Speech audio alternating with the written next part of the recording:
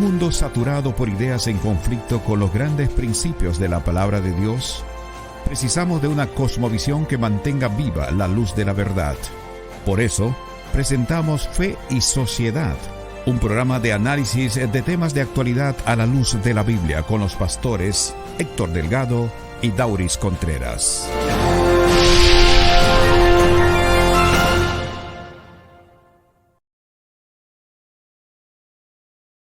Bienvenidos a esta nueva entrega de su programa Fe y Sociedad. Después de habernos ausentado por unos días por asunto de vacaciones y también por asunto de salud, estamos aquí de vuelta, contento y agradecido de compartir con ustedes esta nueva entrega.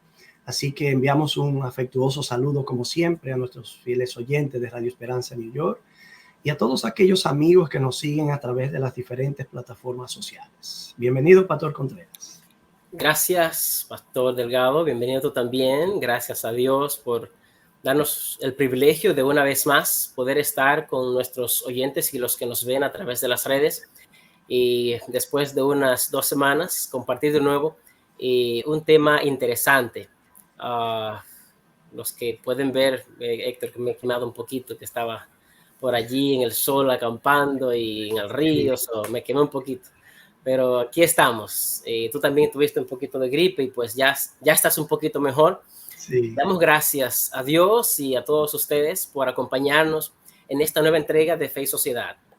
Hoy vamos a continuar con un tema interesante, ¿verdad? Dándole continuidad a un tema que habíamos comenzado hace unas semanas atrás sobre las religiones comparadas. Hoy vamos a dar continuación a ese tema y en el futuro también vamos a continuar. Y desde ya les pedimos que por favor puedan compartir con otros para que puedan estar con nosotros y participar de nuestra discusión o escuchar las ideas que se presentan en el tema de esta noche. Así que muy bienvenidos a nuestro programa y les agradecemos su fina compañía. ¿Qué tenemos para hoy, Héctor, realmente? Vamos a estar estudiando el Islam. En este tema de religiones comparadas, vamos a ir estudiando gradualmente diferentes religiones o movimientos o denominaciones, como en algún momento también terminarán siendo. Pero en el día de hoy nos concentramos en el islamismo. Así que, ¿qué es el Islam? ¿Qué relación tiene el Islam con el cristianismo, si es que tiene alguna? ¿Cuáles son las creencias básicas de la religión islámica? Y una pregunta muy importante, ¿cuáles creencias son irreconciliables? ¿Cuáles creencias, diríamos, del islamismo no pueden reconciliarse con algunas creencias del cristianismo? Ese es el tema que tenemos para hoy. Así es.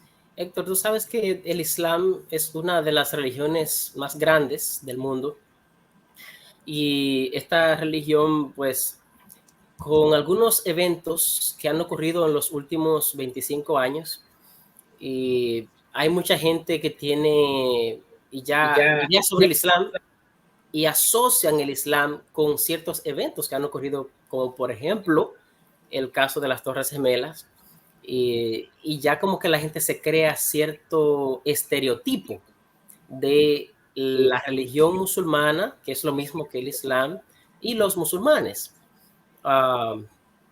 Pues se habla, tú sabes, de los terroristas y eso, y todo lo que ha ocurrido con ISIS y muchas otras cosas, y Arabia o en África, algunos lugares que son musulmanes tienen ciertas leyes que tal vez degradan a la mujer, ese tipo de cosas. Y hay muchas ideas que la gente tiene sobre lo que es el islamismo y cuáles son sus creencias y lo que se habla de ellos en las redes sociales, en la televisión, en los medios de comunicación. Pues eso es lo que la gente pues tiene en ideas sobre lo que es el islamismo. Así es. Y bueno, en el día de hoy nosotros vamos a ver realmente cuáles son las bases de esta religión.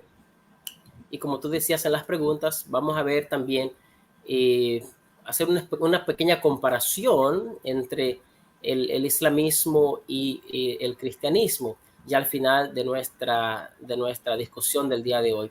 Héctor, ellos son como aproximadamente 1000 1.900 millones de seguidores a nivel mundial. Así el es. cristianismo somos como 2.2 mil millones, ellos son 1.9 mil millones.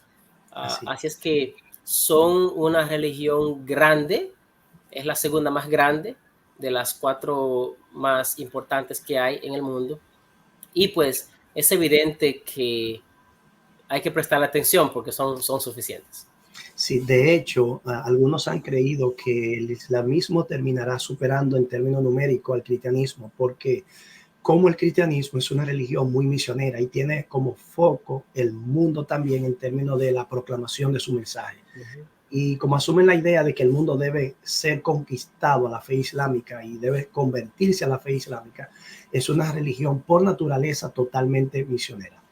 Volviendo a la parte que mencionaste de que algunas personas tienen ideas sobre el Islam a partir de lo que enseñan las noticias, es desafortunado porque si bien es cierto que dentro del islamismo hay sectores radicales, también es cierto que no es justo juzgar a una religión por un evento aislado de un sector que ni siquiera es mayoritario dentro de la misma religión islámica. Así que uno pide justicia en términos de evaluación y ponderación hacia ellos, lo que uno quisiera que tenga alguien que no es cristiano en dirección. Claro, es correcto. Sí, así que el término Islam sería bueno empezar diciendo qué significa sumisión. Y sumisión es en el sentido de estar sometido a Dios y a su voluntad revelada. El Islam está asentado mayoritariamente en África y Asia, pero existen también grandes minorías en Europa y América. El Islam, de hecho, es cronológicamente la tercera y la última de las 3 grandes religiones reveladas, es decir, religiones que existen porque entienden que surgen por una revelación divina que Dios inició hablando con alguien. La religión islámica ha sido considerada como una de las religiones del libro, y esto es algo muy interesante porque el cristianismo también es considerado la religión del libro porque entiende que las escrituras determinan la voluntad de Dios para nosotros. Por ejemplo, Dios le otorga en su palabra escrita su voluntad. En este caso, por ejemplo, del Islam, sería en el Corán. Para los judíos, en las escrituras o la palabra de Dios, la Biblia, como de igual manera para los cristianos. Entonces, conjunto con estas 3 religiones pueden ser consideradas las religiones del libro, porque entienden que Dios reveló su voluntad por escrito allí. El Islam, de hecho, no es, como algunos creen, la religión de Alá, según ellos. No es la religión de Mahoma, es lo que quiero decir. Es la religión de Alá.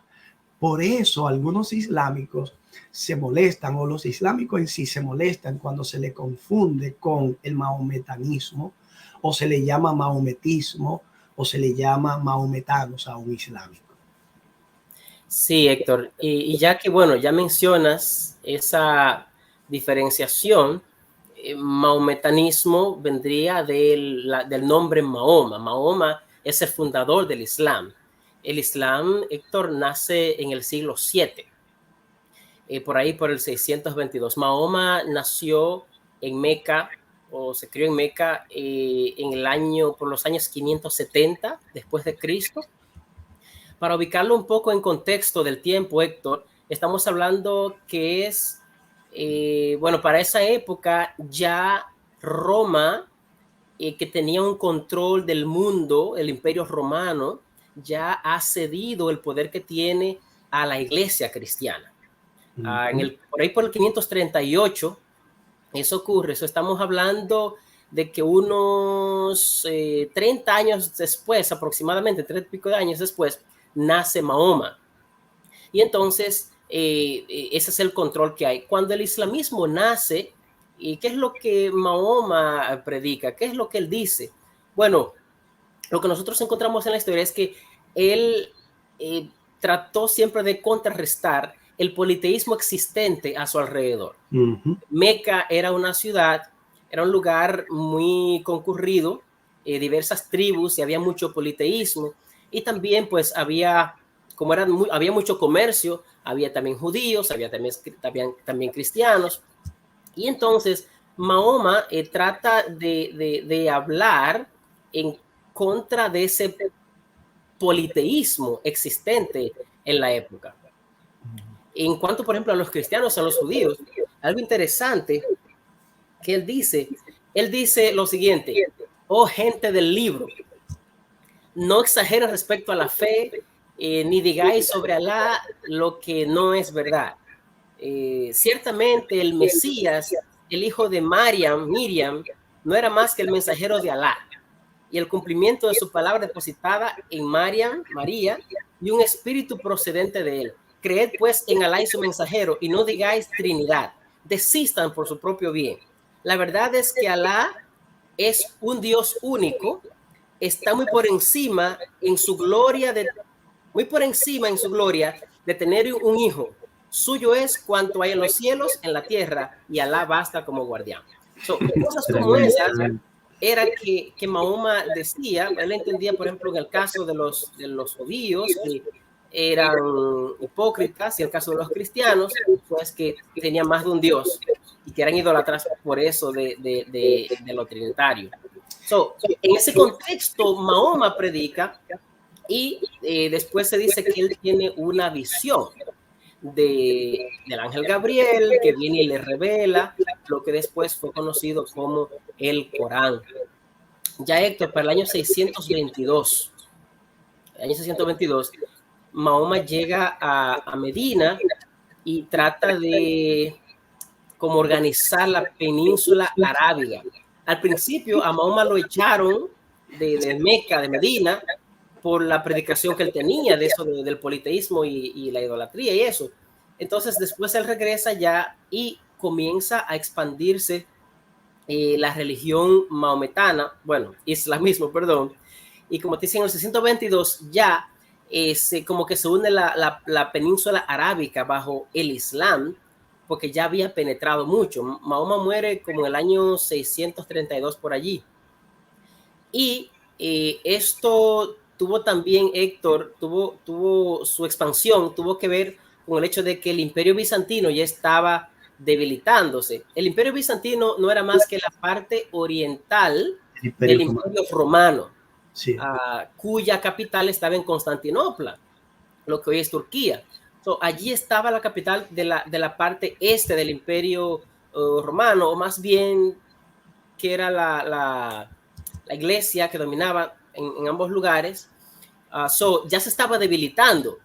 Con el debilitamiento del Imperio Bizantino, entonces el islamismo ahora tiene mucha expansión, porque se expandió a Irán, se expandió al norte de África, toda la península arábiga, en algunas partes de Asia también.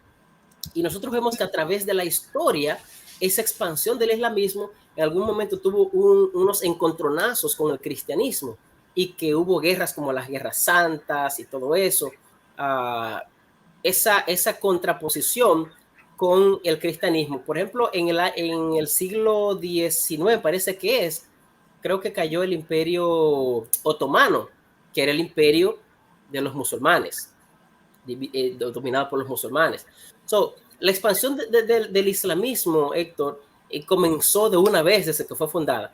Solo que a diferencia del cristianismo, tú hablabas de que hay una misión del islamismo que pues procura extender sus horizontes, al igual que el cristianismo, solamente que en el caso del islamismo puede hacerse por la fuerza, y que en algún momento el cristianismo también lo hizo cuando colonizó América. Bueno, es que en el contexto que el islamismo surge, o que Mahoma inicia sus actividades, no es un contexto totalmente diferente a lo que él va a protagonizar también. Perfecto. Entonces era la forma. Entonces vamos a ir a esta pausa y luego volvemos a algunos asuntos que todavía debemos tratar a manera de introducción en nuestro tema de hoy.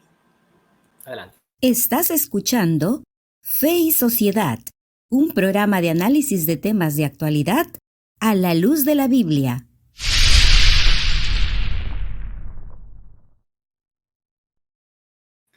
Hemos iniciado haciendo una introducción respecto al surgimiento del islamismo, su fundador, en este caso Mahoma, y su libro, el Corán. El pastor Dauri ha explicado de manera detallada algunos asuntos importantes que nos sirven para fundamentar la introducción de nuestro programa. Hay otros aspectos que vamos a comentar también que creemos que son necesarios pues, antes de pasar a la parte que tiene que ver con las creencias del Islam y luego cómo esas creencias en la práctica también se cumplen de manera vivencial en la vida de estas personas. A pesar de que el Islam, por ejemplo, demuestra una unidad aparentemente muy compacta, como decir, veo un islámico aquí, lo veo en otro país y de pronto me da la impresión de que porque visten de manera parecida, puede que pertenezcan al mismo sistema de creencia internamente dentro del islamismo, pero no necesariamente es así.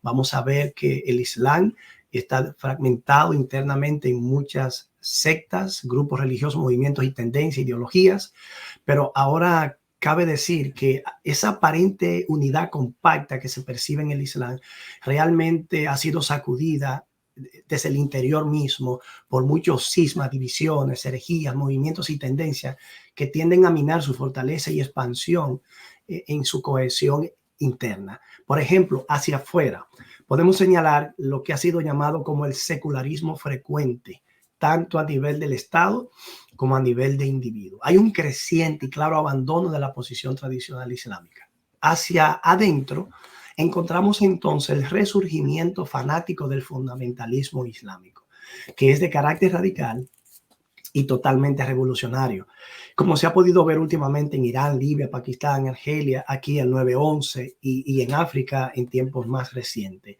Estos movimientos vuelven a esgrimir la bandera de la Guerra Santa como una forma de dominio sobre el mundo no musulmán y el rechazo de todo lo que es occidental como un enemigo de la fe y la cultura islámica. Así que estas realidades también es bueno saberlo porque no solo el judaísmo como el cristianismo enfrentan divisiones internas en diferentes partes, sino que el islamismo también es característico de eso. Bueno, es natural, Héctor, que toda creencia religiosa, donde quiera que hay seres humanos, cada cabeza es un mundo, y en algún momento las interpretaciones y las perspectivas van a ser diferentes y van a seguir cierta corriente. Para mí, yo creo que eso es un elemento natural de Así todo es. tipo de creencia o toda religión. Es un elemento natural debido a que los seres humanos, pues, como decía, tienen diferentes perspectivas y formas de ver ciertas cosas. Y cuando no hay un consenso o no se pueden poner de acuerdo, es evidente que la división es el curso natural. Y no solo, Dauri, de religiones, también de las instituciones, ya sea Así es. política o financiera o cualquier tipo de institución que queramos señalar. Siempre habrá alguien que tendrá un pensamiento que difiere de algo, que cuestiona los fundamentos sobre los cuales están establecidas las cosas y así pueden surgir las divisiones. Otro asuntito que me gustaría señalar, Dauri, dentro de ese mismo ámbito de separación que estamos señalando o de división interna, algunos diccionarios comentan que hasta 70 sectas pueden ser ubicadas dentro del islamismo. Y un detalle interesante es que de los 1.900 millones que mencionaste ahorita, según se cree, más de 600.000 solamente están viviendo en España. Y eso plantea desafíos interesantes. Solo que en España tenemos el concepto de la libertad religiosa, de manera que, aunque hay muchos islámicos allí, todavía vemos movimientos a veces que empujan hacia ataques terroristas. Sin embargo, están obligados a dialogar bajo los términos de la estructura del Estado. Algunos de los principales grupos que conforman el islamismo están los sunitas. Y los sunitas están conformados por el 90% de los musulmanes, según algunas estadísticas. El sunismo de por sí, en cierto modo, es como la ortodoxia del Islam. Allí están concentrados los valores más fundamentales. Están también los chiitas, que representan el 9% de la población musulmana. Estos están asentados en Irak, en Irán y otras naciones de Asia. Para ¿Esos son los chiitas? De los chiitas. Okay. El 9% nada más. Para los chiitas, por ejemplo, La figura principal de la autoridad religiosa es el líder que se llama imán, que se cree que continúa la misión profética de Mahoma y a quien ellos sustituyen de manera directa. Están también los jariyitas o los jariyíes, una minoría que cae ya dentro del 1%, dentro de otros grupos enormes de más que hay. Y este grupo de jariyitas hacen una lectura literal, una interpretación literal del Corán. Ya. Por eso este grupo ha sido considerado como los puritanos dentro del islamismo, para utilizar un término cristiano que define una clase dentro del islamismo. Ok, ok. Muy bien, Héctor. Tú mencionabas ahorita sobre los musulmanes en España y eso. Yo noto una tendencia y cuando leo las noticias y eso, y es que mucho de la inmigración que tiene Europa es musulmana. Y hay muchos países europeos o ciertos grupos dentro de algunos países europeos que tienen como ese temor del control de esta religión debido a que los principios o las perspectivas sobre los asuntos morales son diferentes a una Europa que es muy liberal, a un Occidente que es muy liberal, y hay ese temor de dominio, como pasó a través de la historia y eso. Por ejemplo, en Francia, tú te acuerdas que hace unos años hubo un caricaturista que hizo una caricatura de Mahoma y eso causó que a él lo mataran. Y no sé por qué lo mataron. Yo sé que aquí en Estados Unidos uno de ellos fue apuñaleado y hubo una serie de riots y huelgas ahí en Francia por lo que se había hecho, ¿verdad? So, existe esa disyuntiva. De hecho, el Islam los islámicos se toman muy en serio su religión. Para ellos, algo que es blasfemia no puede ser ignorado. Ni tolerados tampoco. Ni tolerado. Yo creo que sin llegar a los extremos de la intolerancia, de la persecución, tomar en serio los valores religiosos es una virtud que muchos de nosotros dentro del cristianismo hemos perdido. Hay un libro llamado Hechos de los Apóstoles que describe el fervor de los discípulos en los primeros días de la iglesia cristiana. Y cuando describe el fervor de ellos, dice que ellos unieron su honor de tal manera al honor de Cristo que toda ofensa dicha contra Cristo era una ofensa dicha contra ellos mismos. La tomaban para sí.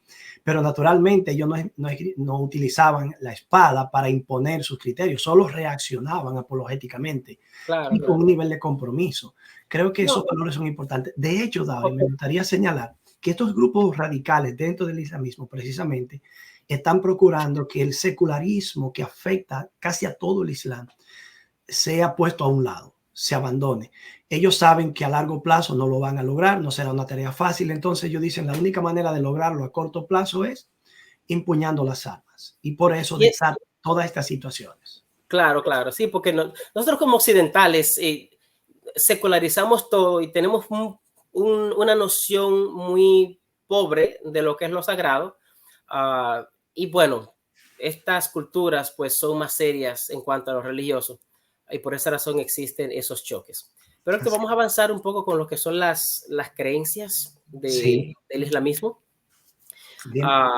¿Cuáles son algunas de las creencias que tiene el islamismo? ¿Cómo podríamos encapsular esas creencias que ellos tienen? Sí, podemos hablar de 6 pilares básicos de la fe islámica. El primero de ellos es creer en Dios. Cuando hablamos de pilares de la fe nos referimos a creencias, porque hay otros pilares que son pilares de práctica y que vamos a ver un poco más adelante. Pero tú mencionabas el primero es Dios, ¿verdad? Al hablar de pilares de fe estamos hablando de 6 creencias básicas fundamentales. Pero cuando hablamos de práctica, entonces hablamos ya de 5. Cómo estos principios se encapsulan en la práctica y la vivencia de los islámicos. Perfecto. Entonces el primero es creer en Dios. Él es el creador de todo lo que existe.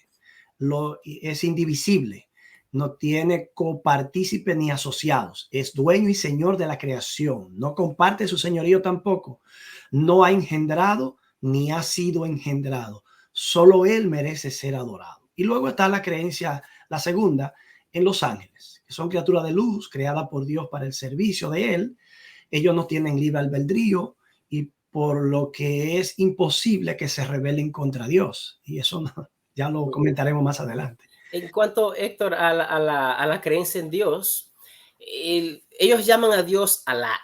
La palabra Alá realmente es la palabra genérica para Dios. Si tú, por ejemplo, estás hablando en árabe acerca del Dios de la Biblia, el nombre que tú vas a usar es Alá. ¿Por qué? Porque Alá es la palabra simplemente genérica para referirse a Dios. Y de hecho, ellos hablan de que hay más de 100, 300 nombres para Dios que expresan su carácter. Pero el nombre Alá es ese. O puede ser también una contracción de Alía, que es como el Dios. De forma que ese es el Dios que ellos creen. Hay una característica de Dios, Héctor, que comparten los que son monoteístas, que es la de trascendencia e inmanencia. Dios es trascendente, Dios trasciende, Dios va más allá de nuestra existencia humana, va más allá del universo, pero también es inmanente. Dios está activo en los affairs, los asuntos humanos y en el mundo también.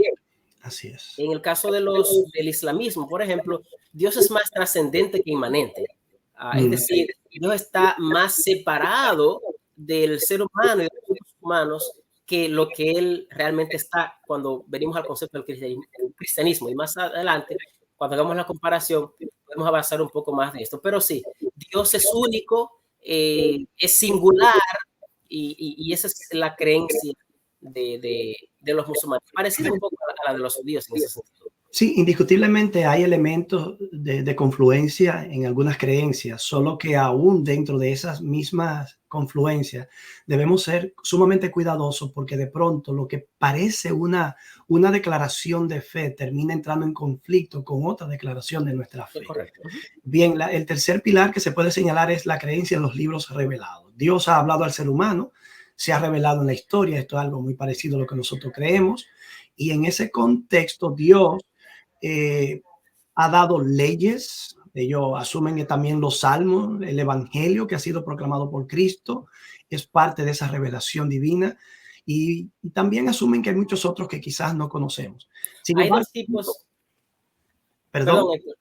No, yo decía que hay dos tipos de revelación. Están los kutub y los suhuf. Los kutub tienen que ver con los libros, y los otros suhuf tienen que ver con los rollos. Ellos dicen, por ejemplo, que hay más de 100 escrituras, solamente que la mayoría de ellos están perdidos hasta ahora, pero ellos hablan de que hay los libros de Enoch, Adán, Abraham, Noé. Ellos fueron profetas que recibieron revelación, pero esos libros están perdidos hasta ahora, y entonces esos son como rollos. Los de mayor trascendencia son los kutuv, que bueno, en el hebreo también es ketuv, y se parecen a esas dos palabras, que son los escritos. Ya entonces esos que son los principales, está la Taurat, que es la misma Torá de Moisés, son los primeros 5 libros, y algunos de ellos pues hablan de los demás libros del Antiguo Testamento. Está también los Salmos, el libro de los Salmos, que ellos llaman el Zabur, y especialmente los Salmos de David. Está el Injil o el Injil, que son los evangelios, y el Corán, que fue el último revelado a Mahoma. Ahora, lo interesante de Dauris en ese contexto es que todos esos libros que para nosotros son libros inspirados, para ellos fueron libros modificados, alterados y tergiversados con el paso del tiempo. Correcto. Por lo que para ellos solo el último de ellos, que es el Corán, es la verdadera palabra de Dios, y es el único que se conserva de manera inalterada. De hecho, Mahoma se creía el último en una cadena de profetas que comenzaba con Abraham. Y en los hadith. Los hadith es como las compilaciones de las supuestas palabras y actos de Mahoma que fueron transmitidos a través de la historia. Pues dice que así como, por ejemplo, Abraham hablaba en contra del politeísmo, incluso y Mahoma también hizo lo mismo. Ellos dicen que Abraham hizo milagros, Mahoma también. Mahoma hasta subió al cielo físicamente, se encontró con los profetas de antaño, allí pues conversó con ellos y se dice que allí recibió algunas de las doctrinas que tiene el islamismo, las recibió en ese viaje que fue al cielo, en esa ascensión al cielo, y ese tipo de cosas. Pero la idea es que estos libros que se consideran sagrados para ellos, bueno, el Corán incluye a esos profetas, Elías, Moisés, Daniel, Job, Adán, Noé, Jesús, y ese tipo de cosas. En ese sentido, Héctor, ellos lo que entienden es que el Corán viene a ser como una continuación de esa línea profética, pero como tú decías, esos libros fueron corruptos y el Corán pues es como la verdad pura. De hecho, se dice que el Corán fue escrito, estaba en el cielo en árabe antes de que fuera escrito por Mahoma. Bueno, aquí podemos decir algo que suena como un poco capcioso, pero realmente las cosas acomodadas así no dejan espacio para nada más. Vamos a volver a hablar de estos asuntos al regreso de esta pausa. Adelante.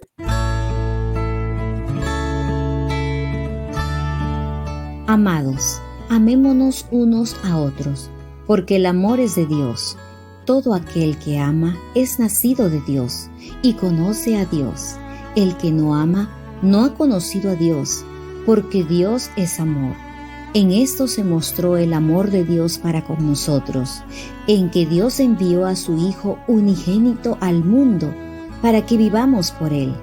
En esto consiste el amor, no en que nosotros hayamos amado a Dios, sino en que Él nos amó a nosotros y envió a su Hijo en propiciación por nuestros pecados. Amados, si Dios nos ha amado así, debemos también nosotros amarnos unos a otros. Primera de Juan, capítulo 4, versículos 7 al 11.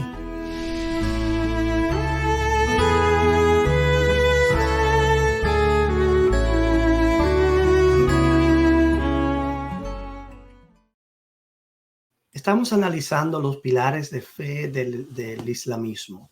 Quedamos en el número 3. El número 4 sería creer en los profetas. En todos los tiempos Dios se ha revelado. Por lo tanto, ha utilizado mensajeros. Mahoma sigue el mismo camino trazado por todos los profetas anteriores, incluyendo a Moisés y a Jesús.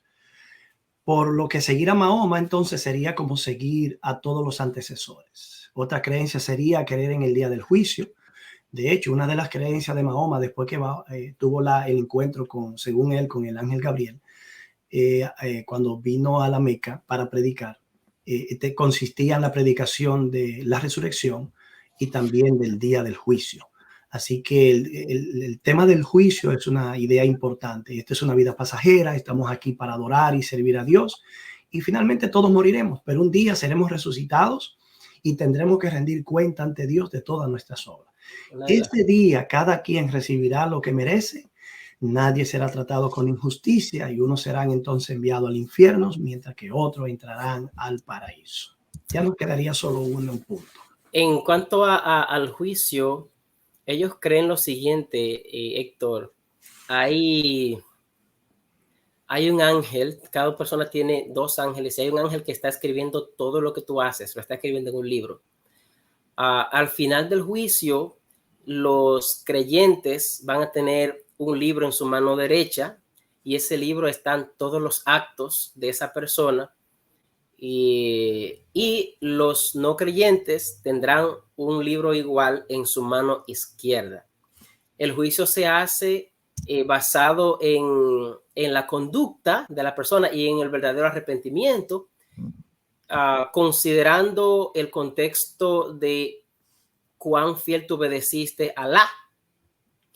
Como tú decías, ¿verdad? No habrá oportunidad de arrepentimiento ya a última hora. Y en la condenación, pues, el reward o la recompensa a los que sean salvos, pues van al paraíso. Es como una especie de jardín donde hay muchas frutas, hay alfombras, cojines, muchos árboles hermosos y hermosas vírgenes allí, que de hecho es una de las cosas que se dice en la cultura popular, que le prometen a aquellos que hacen un acto terrorista y que son musulmanes, que tendrán muchas vírgenes allí. y los que pues reciban el castigo del infierno, pues supuestamente estarán en el fuego quemándose, como similar a la creencia de algunos cristianos del castigo. El último punto de los pilares sería que todo proviene de Dios. Esto significa que tanto lo que es bueno como lo malo, lo agradable como lo desagradable, proviene de Dios. Nada ocurre sin el permiso de Él. Ni un átomo del universo se mueve, sino por su voluntad. Él nos ha concedido el libre albedrío, es cierto. Pero en su infinito conocimiento, Él sabe todo lo que va a suceder de antemano. Entonces, Él es quien determina nuestro destino. Y por ello, nadie puede beneficiarnos ni perjudicarnos más allá de lo que Él decreta para cada uno de nosotros. Podríamos entonces hablar de los decretos de Dios. Sí, en ese aspecto iba a decir precisamente, podemos conectar con la idea de los decretos divinos dentro de la teología calvinista. Sí. Pero eso será tema para otro comentario. Bueno, Dauri, no solamente tenemos estos pilares, hay otras creencias que me gustaría mencionar así rápidamente, que no forman parte de los pilares, pero que están ahí, y quizá muchísimas otras que por causa del tiempo uno no va a poder mencionar, pero el concepto de la tradición, por ejemplo, para ellos en árabe, el sunnah, es el camino por el que se suele andar. La tradición está contenida en los hadices, que son los relatos que conectan con Mahoma mismo o con sus coetáneos o sucesores inmediatos, y sirven para responder la pregunta de cómo o qué haría Mahoma o cómo obraría Mahoma en un caso concreto como este, que no está regulado de manera explícita en el Corán. Es un detalle muy interesante, pero esa es la idea. También, según un dicho, un hadiz atribuido a Mahoma, se cree que todo hombre nace musulmán y que son sus padres los que lo hacen judío o cristiano. La humanidad también entera de otras creencias, originalmente era musulmana, pero volverá a serlo cuando Cristo retorne a la tierra para vencer al Dayal, que es el maligno, algo similar al anticristo. Y lo hará con la ayuda del Mahdi, que en la creencia popular islámica es el líder espiritual y temporal que va a gobernar en el mundo y que va a restaurar la religión y la justicia en todo el mundo en los días antes del fin del mundo. De hecho, yo estaba leyendo, Héctor, que dice, bueno, hay un versículo del Corán que dice que cuando venga el Mesías, no juzgará el mundo conforme al Evangelio, sino conforme al Corán. Naturalmente. Muy interesante eso. De hecho, ahí moviéndonos en esa dirección, Cristo mismo va a practicar en ese mundo restaurado, cuando el mal sea destruido, va a practicar el Islam en sintonía con Mahoma durante 40 años. Y entonces toda la humanidad, también los cristianos, se les unirán en las creencias y las prácticas islámicas. Finalmente, dos cositas más. El Islam no distingue entre Dios y César o la autoridad civil. Eso de dar a Dios lo que es de Dios, a César lo que es de César, no existe allí. No es que se confunde, se diviniza lo secular, pero no se diferencia entre sagrado y secular. De manera que en el Estado la religión manda todo lo demás, rige todos los aspectos de la vida, incluyendo los aspectos civiles. Podríamos hablar entonces, Héctor, de una especie de teocracia o una especie de Estado-iglesia o Estado-religión. Un Estado teocrático. Estado teocrático, sí. Perfectamente. Los chiíes, por ejemplo, añaden entre las verdaderas verdades básicas la idea del irnanato, que es una creencia, perdón, está un poco afectado todavía, es la creencia en el imán elegido por Mahoma, que es identificado con el alma cósmica universal, un líder espiritual y temporal. De manera que hay muchas creencias que se mueven en todas direcciones dentro del islamismo. También, Héctor, ya hablamos de esas creencias básicas del islamismo. Ahora podemos pasar a los pilares de práctica que los musulmanes realizan. Y estos son 5. En ellos está el shahada, o es como una profesión de fe que ellos hacen. Eso es decir, bueno, no hay Dios más que Dios y Mahoma es su profeta. Y no hay más Dios que Alá y Mahoma es su profeta. Esa es como una declaración de fe. Así como alguien acepta a Cristo Jesús, pues ellos tienen como esa declaración de fe cuando una persona pues es un musulmán. Y de hecho se dice que es lo primero que se le recita a un niño cuando nace y lo último que se le dice a alguien cuando se muere. De hecho, es la frase que al tú recitarla de manera libre y consciente, te convierte a ti en un islámico. Así es. Lo segundo, Héctor, es la oración juntos. Los musulmanes oran 5 veces al día y no importa donde ellos estén, ese momento es sagrado para la oración. Tú puedes estar trabajando, pero el empleador sabe que cuando llegó la hora de orar, ese musulmán va a dejar todo lo que tenga que hacer para orar. Esa oración puede ser en solitario también.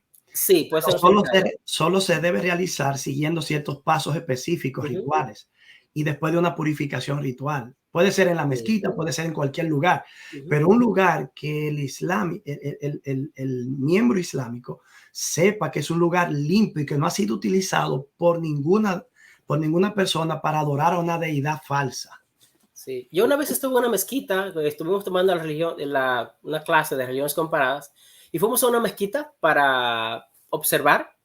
Y pues cuando entramos, pues nos quitamos los zapatos, tuvimos que lavarnos los pies, entramos a la mezquita y pues allí pudimos observar cómo el imán pues hacían los cantos, ellos oraban y pues cómo pues realizaban su servicio. Fue una experiencia iluminadora porque, ¿sabes? Siempre se aprende. Uno aprende mucho, ¿verdad? Cómo otras personas piensan, cómo creen.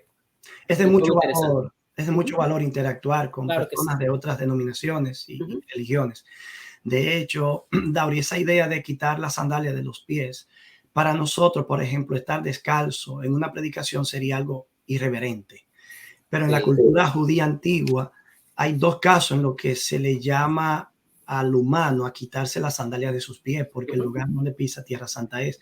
Lo que naturalmente está relacionado con 2 manifestaciones de Dios muy especiales y singulares, que no son el mismo tipo de manifestación divina que ocurre, por ejemplo, en un culto de adoración. Ya eso es algo totalmente diferente. Sí, es cierto. David, pero podemos señalar también la zakat, que es un impuesto que se le aplica al pudiente, que es de un 2.5% de su ahorro anual. Y ese dinero debe estar dedicado a la ayuda de obras caritativas. En otras palabras, es como la limosna. Como una limosna. Adicional a eso, el Islam anima a los creyentes a brindar caridad a diario. Por ejemplo, la caridad no solo se entiende como un asunto monetario. Siempre que un musulmán, por ejemplo, ayuda a una persona o buscando su bienestar, ya sea hasta con una sonrisa, se entiende que está haciendo una obra de caridad. Incluso se cree que el zakat garantiza la distribución de la riqueza, porque con eso se ayuda a los necesitados. Y ellos le hacen una crítica a Occidente. Dicen, ustedes están preocupados por eso ahora, pero en 1400 años atrás ya nosotros habíamos hablado de eso. Sí. Sí. La otra, Héctor, es el ayuno. El ayuno. Los musulmanes ayunan especialmente en el Ramadán. Sí.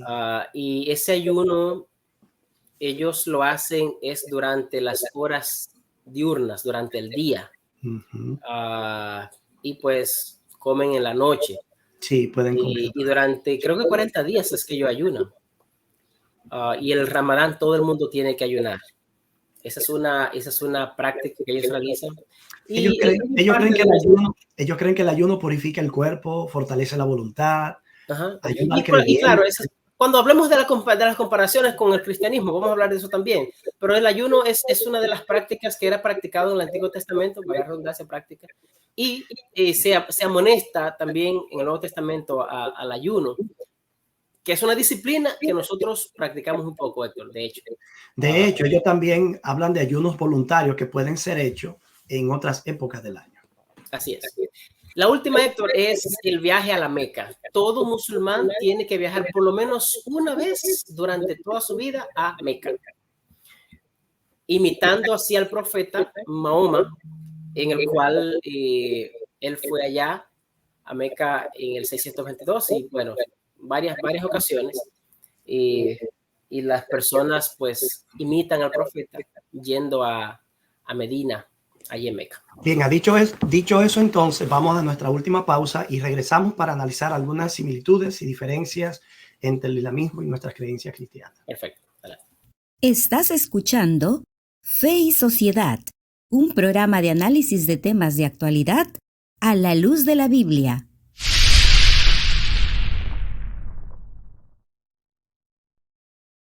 Bien, Dauris, hemos visto ya muchos aspectos de las creencias, cómo esas creencias se cumplen en la práctica, la vivencia del creyente musulmán. Entonces, ahora estamos abocados a considerar algunas similitudes. Por ejemplo, al principio hablábamos de que ellos creen que Dios es un solo Dios verdadero, solamente hay un Dios y nada más. Y nosotros no tenemos inconveniente en aceptar esa idea, porque también nosotros creemos en la existencia de un único Dios verdadero. La diferencia aparecería en que el Dios islámico, esa interpretación del Dios es unipersonal. Para nosotros, el único Dios verdadero coexiste en una pluralidad de personas. Y eso naturalmente nos distancia como del cielo a la tierra. Claro, y nuestra creencia de ese Dios plural es una creencia que no está basada solamente en el Nuevo Testamento, sino desde el principio, desde el libro de Génesis. Nosotros vemos allí un Dios que es uno, pero a la vez un Dios que es plural. Y dijo Dios, hagamos. ¿Okay? Y dijo Dios, confundamos, descendamos y confundamos. Vemos nosotros esa previsión en el Antiguo Testamento. Ya luego en el Nuevo Testamento ya vemos de forma más clara esa división, o no división, sino esa presentación de ambas, de Padre, Hijo y Espíritu Santo, las tres personas de la deidad, y que incluso ahora tiene que ver una reinterpretación de Dios basado en la encarnación de Cristo Jesús para los judíos que no la tenían. Pero esa creencia de nuestra, un Dios que es plural, sí difiere a la creencia del islamismo. Y algo interesante, cuando tú lees el Corán, te das cuenta que en muchas ocasiones, la mayoría de veces, cuando Dios habla o Alá habla y dice nosotros. Claro, no podemos decir que el hecho de que dice nosotros, refiriéndose solamente a Alá, es igual al plural que usa en el Antiguo Testamento, por ejemplo, en Génesis, sino que ya ese uso, según dicen algunos de los teólogos musulmanes, tiene que ver como usar como una especie de plural de majestad. No necesariamente... De hecho, en la teología cristiana, el plural de majestad ha sido utilizado para explicar el plural del nombre de Dios en el Antiguo Testamento. Sí, en el caso musulmán, ellos no creen que tiene que ver con la esencia de Dios, sino como el uso del término.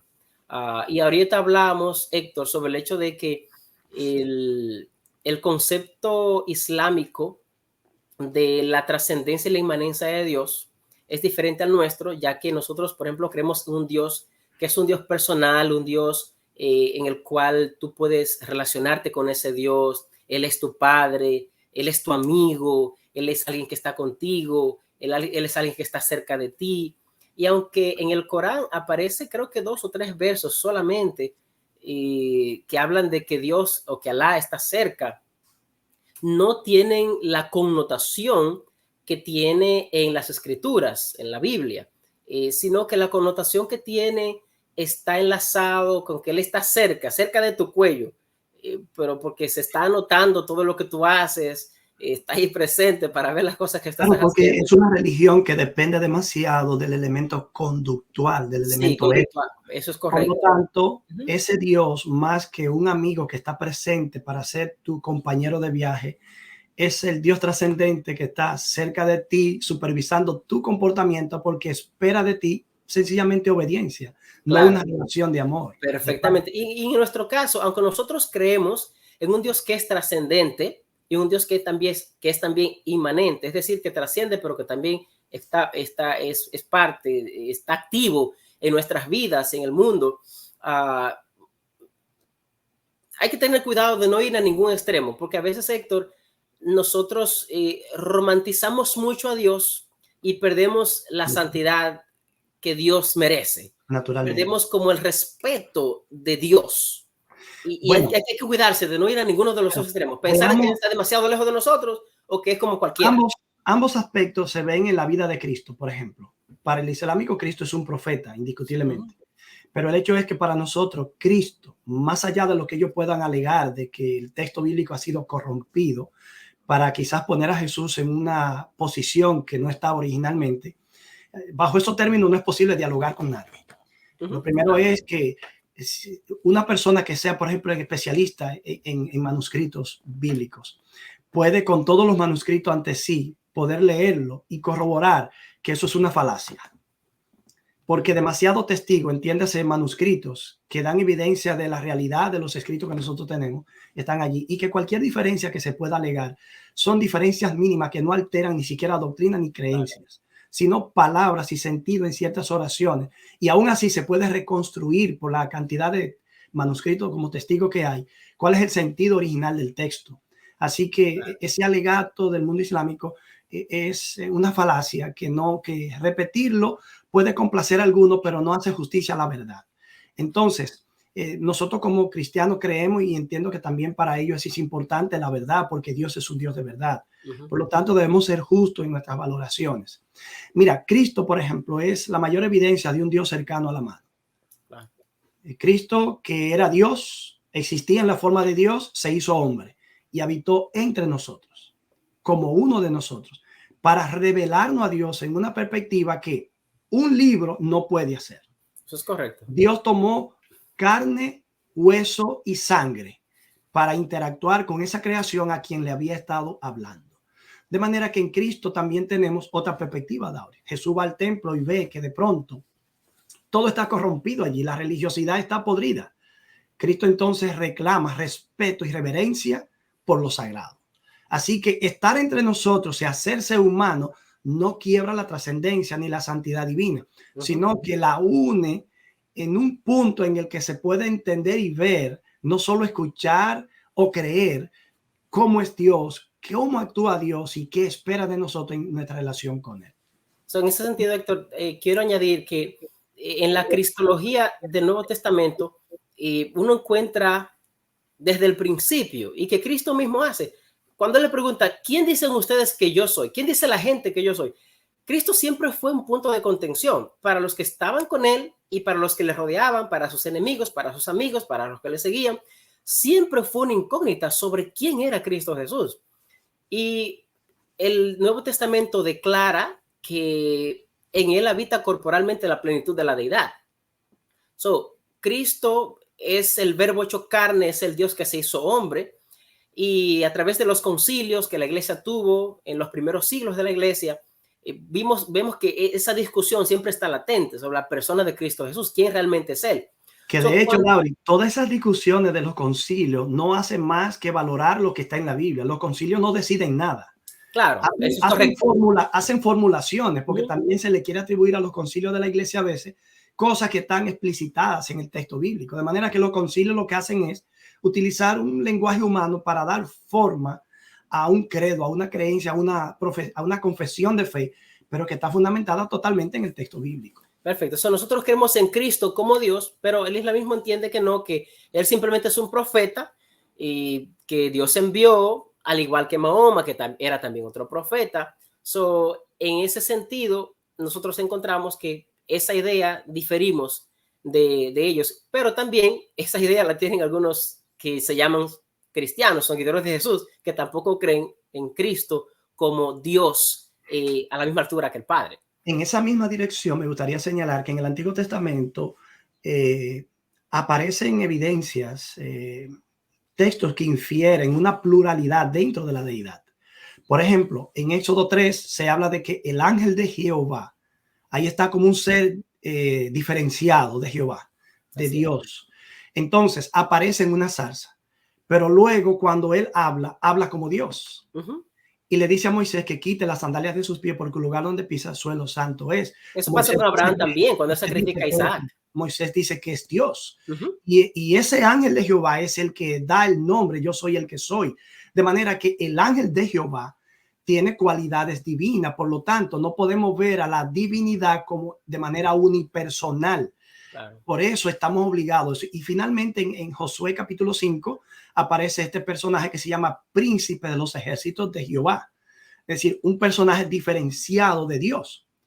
Entonces, pero allí aparece diciendo lo mismo que el ángel de Jehová a Josué: quita las sandalias de tus pies porque el lugar que pisa suelo santo es. Josué se postra y lo adora, y el ángel no dice que no lo adore.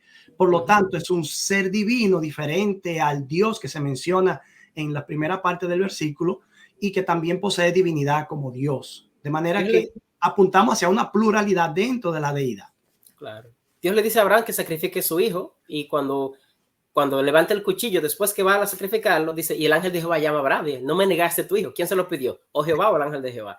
Así es. Y hay muchas evidencias que apuntan a ese concepto de una trinidad de personas que conforman la deidad bíblica, el único Dios verdadero. Otros elementos, Héctor, que tal vez podemos estar de acuerdo. La oración, hablamos, ¿verdad? La necesidad de la oración. Orar continuamente. Ellos oran continuamente. El ayuno, que es otra práctica que decíamos que necesitamos practicar más el ayuno. Cristo lo practicaban los discípulos, y nosotros como cristianos deberíamos también practicar el ayuno para estar en comunión con Dios. Otro elemento que tú mencionabas ahorita, yo no sé si tú mencionabas ahorita respecto a los decretos de Dios, respecto o que todo como lo cree el islamismo, los decretos de Dios. Por él. ¿Perdón? Que todo lo que existe, sea agradable o desagradable, ha sido decretado por él. Que nada ocurre sin que él lo permite y sin que lo haya decretado. Sí, ok. Esa es otra de las cosas que no todos... Bueno, nosotros sí creemos que Dios tiene control sobre todo lo que ocurre en el mundo. Ahora, no creemos que Dios es que trae todo lo que existe, porque el mal no lo creó Dios. O sea, el surgimiento del mal es un misterio, el surgimiento del pecado, y que Dios sí lo ha permitido, pero al mismo tiempo llegará un día cuando Él terminará con el mal. Y hay una parte que el ser humano decide, y Dios no se mete en la decisión de los seres humanos. Ese libre albedrío Dios lo ha provisto, lo ha dado. De otra manera, Dios no podría ser un Dios de amor como presenta la Biblia que Él es. De modo que, a pesar de que sí, Dios, la providencia divina, tiene control de lo que pasa en la tierra, los seres humanos tomamos decisiones para bien o para mal, y esas decisiones son nuestras. Dios nunca nos va a obligar a hacer una cosa o la otra. Bien, hemos llegado ya prácticamente al final del programa, y me gustaría señalar que, más allá de las similitudes y las profundas diferencias que no hemos podido abordar todas tampoco, que existen entre el cristianismo y el islamismo, valoramos la devoción religiosa del mundo islámico, lo serio que se toma la existencia de Dios, el abandono de la idolatría, el respeto al nombre divino, el respeto a Dios mismo, y la práctica religiosa del ayuno, la oración, la preocupación por las obras de bien hacer, y todos esos aspectos. Sin embargo, hay diferencias profundas. Cristo es el punto álgido. Yo diría lo que le dije a una joven islámica en una de mis iglesias, que finalmente terminó aceptando a Jesús no solo como profeta, sino como Dios. Cristo es el punto de encuentro. Aquí todo comienza, aquí todo termina. Aquí tú debes tomar una decisión. Para ella, su rostro se llenaba de luz y de alegría cuando encontraba verdades bíblicas claras, explícitas, que reconocen a Jesús como Dios, y de hecho que restauraban su dignidad como mujer delante de Dios y como hija de Dios. Mis queridos amigos, acerquémonos a la Biblia, acerquémonos al Dios de la Biblia. Miremos todo lo demás, pero hagamos comparaciones sabias y permitamos que el Dios que vive en el cielo, pero que también habita con el que es humilde de corazón, pueda ser nuestro compañero hasta la eternidad. David, ¿algunas palabras finales? Bueno, Cristo es el único camino al Padre, es el único camino a Dios y es el único camino a la salvación. Esto puede sonar un poco exclusivista, pero es lo que Él dijo. Lo decimos con humildad y creemos plenamente en lo que Cristo dijo. Por lo tanto, Él es el único camino para tu vida eterna. Recuerda que puedes escribirnos a faithsociedad7@gmail.com, faithsociedad7@gmail.com, y compartir cualquier inquietud, cualquier solicitud de material, o dejarnos saber algún tema que te gustaría que tratáramos. Será entonces hasta la próxima entrega. Te bendiga. Hasta la próxima entrega. Que Dios te bendiga.